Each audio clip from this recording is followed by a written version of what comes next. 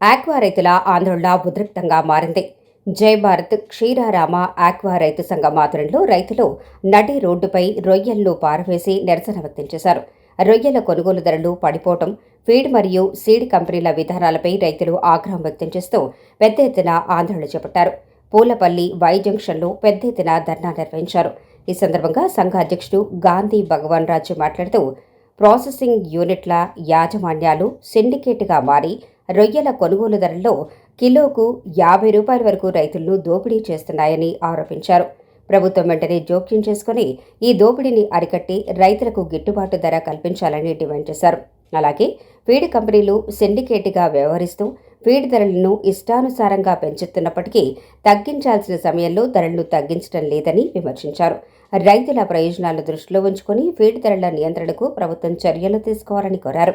నాణ్యమైన సీడ్ అందించకుండా రైతులను మోసం చేస్తున్న కొన్ని సీడ్ కంపెనీలపై కఠిన చర్యలు తీసుకోవాలని, ఆక్వా రంగంలో నాణ్యతా ప్రమాణాల అమలును కట్టుదిట్టం చేయాలని డిమాండ్ చేశారు. ఆక్వా రైతుల సమస్యలను ప్రభుత్వం వెంటనే పరిష్కరించి న్యాయం చేయాలని, లేని పక్షంలో ఆక్వా సాగుకు క్రాప్ హాలిడే ప్రకటించే దిశగా ఉద్యమాన్ని మరింత ఉధృతం చేస్తామని రైతు నాయకులు హెచ్చరించారు. తగ్గించి రైతును మోసం చేస్తున్నారు. దాని మీద ఈ పాలకొల్లు పూలపల్లి వై జంక్షన్లో నిరసన కార్యక్రమం చేపట్టడం జరిగింది. దీనికి వేలాది మంది రైతులు తరలి వచ్చి వారి యొక్క ఆవేదనని, వారి యొక్క బాధని అందరూ వ్యక్తపరిచారు. ఏదైతే గతంలో 15 రోజుల కింద ఫీడ్ రేట్లు పెంచి రైతులు మోసం చేద్దాం అనుకున్నారో దానికి ప్రభుత్వం అడ్డు తగిలి ఏదైతే ఆప్ చేసి చర్చల పరంగా చర్చించుకోవాలని చెప్పి ఏదైతే ఆపిందో ఆ దురుద్దేశంతో ఏదైతే మా పెంచిన రేట్లను ఏదైతే నిలుపుదల చేశారో ఆ వ్యత్యాసాన్ని ఏమైనా సరే వీళ్ళ దగ్గర వసూలు చేయాలని చెప్పి ఇలా ప్రాసెసింగ్ ప్లాంట్లన్నీ అన్నీ కలిపి సిండికేట్గా మాదిరి తయారయ్యి ఇలా రైతుని అతి దారుణంగా కేజీకి 50 రూపాయలు తగ్గించేసి సరుకులు మేము కొనలేమనే పరిస్థితికి వచ్చారంటే ఇది చాలా దుర్మార్గం చర్య. దీనికి ప్రభుత్వానికి ఒకటే చెప్తున్నాం, ఇలాగే గతంలో కూడా ఫీడ్ రేట్లు పెంచేయటం చెప్పా చేయకుండా ఎవరికి దృష్టిలో లేకుండా ఇటు ప్రభుత్వం దృష్టిలో కూడా లేకుండా పెంచేయటం, అలాగే ఈ యొక్క ప్రాసెసింగ్ ప్లాంట్లు సిండికేట్ మాదిరి తయారయ్యి గత 30 సంవత్సరాల నుంచి ఇదే విధానం అవలంబించి సిండికేట్ మాదిరిగా దోచేస్తున్నాయి. వాళ్ళకి అవసరమైనప్పుడు 10 రూపాయలు పెంచుతారు, అవసరం లేనప్పుడు 50 రూపాయలు తగ్గించేస్తారు, సరుకు ఎక్కువ వచ్చినప్పుడు రేట్లు తగ్గించేస్తారు. ఇలాగా వాళ్ళందరూ 100 మందో 120 మందో ప్లాంట్ వాళ్ళందరూ అసోసియేషన్ కాబట్టి వెంటనే అందరూ ఒకటే మాట మీదకి వచ్చేసి ఈ రకంగా రైతుల దగ్గర దోచుకుంటున్నారు. ఈ విధానాన్ని అరికట్టమని ఎన్నోసార్లు మనం ప్రభుత్వం తీసుకెళ్ళాం. గత యువగోళం పాదయాత్రలో లోకేష్ గారికి కూడా ఆ రోజున నేను ఆక్వా సంఘం నాయకుడిగా ఆ రోజున సమస్యల మీద రిప్రజెంటేషన్ చేస్తే తప్పకుండా ఇవన్నీ మీరు అడిగిన ప్రశ్నలన్నీ మీరు అన్ని రైతులకు అనుకూలంగా అడిగారు. తప్పకుండా మా గవర్నమెంట్ వచ్చిన తర్వాత పరిష్కారం తీసుకొస్తామని చెప్పారు. ఈ రోజు మేము ఒకటి అడుగుతున్నాం, ఈ రాష్ట్ర ముఖ్యమంత్రి చంద్రబాబు నాయుడు గారిని కానీ అలాగే దాని మంత్రి అచ్చెన్నాయుడు గారు కానీ ఆ రోజు మా రైతులకు హామీ ఇచ్చిన లోకేష్ గారు కానీ వీరందరూ ఏదైతే రైతులు కోరికలు ఉన్నాయో అవి చిన్న కోరికలు.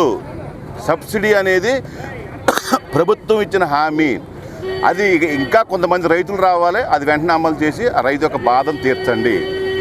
ఏదైతే రైతు 15 సంవత్సరాల కిందట 100 కౌంటు 250 రూపాయలు ఆ రోజు ఇదే రేటు ఉండి, ఆ రోజు మేత బస్తా 1500 ఉండి, ఆ రోజు కూలీ వల కూలీ 400 రూపాయలు, డైలీ వచ్చి కూలీ 400 రూపాయలు.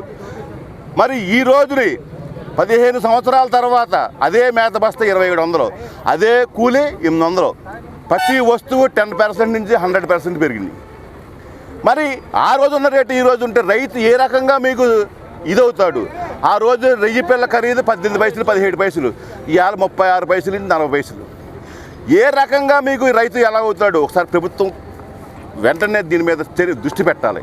ఎందుకంటే అన్ని వ్యవస్థలో రేట్లు పెంచేసుకుని రైతుకి అదే రేటు ఉందంటే అసలు ఎలా గిట్టుబాటు అవుద్ది? రైతులు ఎలా పోతున్నారు అంటే రైతులు అందరూ ప్రభుత్వాలు ఏమనుకుంటాయంటే రైలు చెరువులు చేస్తే వీళ్ళు కోటీశ్వర్లు, వీళ్ళు కోట్లు మిగిలిపోతున్నాయన్నారు. అలా కోట్లు మిగిలిపోతే రోడ్డు ఎక్కడ పరిస్థితి ఎందుకు వస్తుంది? ఇవాళ దీంట్లో అప్పు పుడుతుందని, దీంట్లో ఏదో ఒకటి అవసరమైతే ఒక క్రాప్ వస్తే కవర్ అయిపోతామని చెప్పి అప్పులు తెచ్చి రొటేషన్ మీద ఇవాళ రైతు బతున్నాడు తప్ప ఏ రైతు బాగోలేదు. 100కి 80 మంది రైతులు దెబ్బతినేసి ఉన్నారు. ఎన్ని గ్రౌండ్ రిపోర్ట్లు తెలుసుకోండి. మీకు ఏదైనా ఒక రిపోర్ట్ రావాలంటే రైతులు ఎలా ఉన్నారో, ఇండస్ట్రీ ఎలా ఉందో రావాలంటే రైతుల దగ్గర మీరు రైతులు చెప్పిన ఈ మాటలు వినండి.